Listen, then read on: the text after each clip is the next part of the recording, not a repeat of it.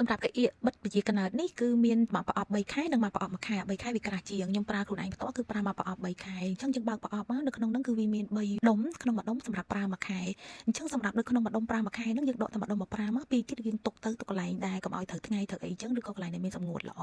បន្ទាប់មកយើងប្រើនៅពេលដែលរដូវយើងមកថ្ងៃទី1ថ្ងៃទី2ឬក៏យ៉ាងយូរថ្ងៃទី3ឲ្យតែនៅមានឈាមតិចតិចបងអូនឲ្យមកគឺមាន3ប្រទេសបែបនេះសម្រាប់មកប្រទេសធ្វើការបិទមួយសប្តាហ៍សម្រាប់ស្លឹកនេះវិញគឺអត់មានប្រយោជន៍អីទេបងអូនបោះចោលបានគេទុកឲ្យយើងបិទ1 2 3អញ្ចឹងទៅកុំឲ្យភ្លេចអញ្ចឹងខ្ញុំដកមកប្រទេសដើម្បីយកមកប្រើសម្រាប់ទីតាំងបិទគឺមាន4ទីតាំងដែលបងអូនអាចបិទបានប្រឆិតបន្តិចបន្តួចក៏បានអាទិត្យនេះបិទឆ្វេងអាទិត្យផ្សេងបិទស្ដាំក៏បានដែរអត់ជាបញ្ហាទេហើយបែបហ្នឹងមកបងអូនចូលទៅមើលខាងក្នុងនឹងមានកៅអៀកមួយប៉ុន្តែអ្វីដែលបងអូនត្រូវប្រយ័ត្នគឺនៅពេលដែលបងអូនទាញកៅអៀកចេញមកបើទាញអត់ត្រូវទេនឹងធ្វើឲ្យបាត់បង់ភាពស្អិតរបស់វាដោយសារតែមានបងអូនខ្លះគឺគាត់ភិកច្រើនទាញអាថ្លានឹងចេញមកតែម្ដងអញ្ចឹងគឺអត់ធ្វើការទាញថ្លានឹងមកទេបងអូនបើទាញគឺព្យាយាម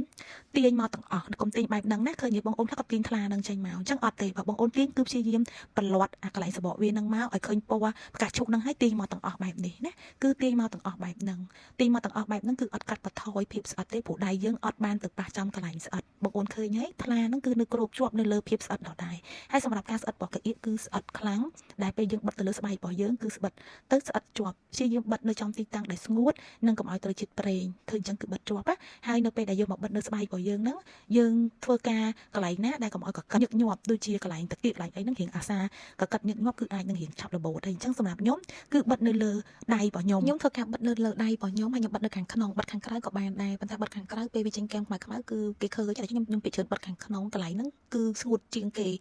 ខ្លួនរបស់ខ្ញុំកន្លែងដៃហ្នឹងស្ងួតជាងគេហើយខ្ញុំអត់សូវកកិតធ្វើសកម្មភាពច្រើនអញ្ចឹងយើងបិទតែប៉ុណ្្នឹងហើយជាប់ហើយបងអូនហើយសម្រាប់ការជ្រុះចេញពីសាច់អាចរើសមកបិទវិញបានបើសិនជាក្រោម24ម៉ោងក្នុងករណីស្ទើរស្អិតអាចយកអ្វីដែលស្អិតបិទបន្ថែមពីលើបាន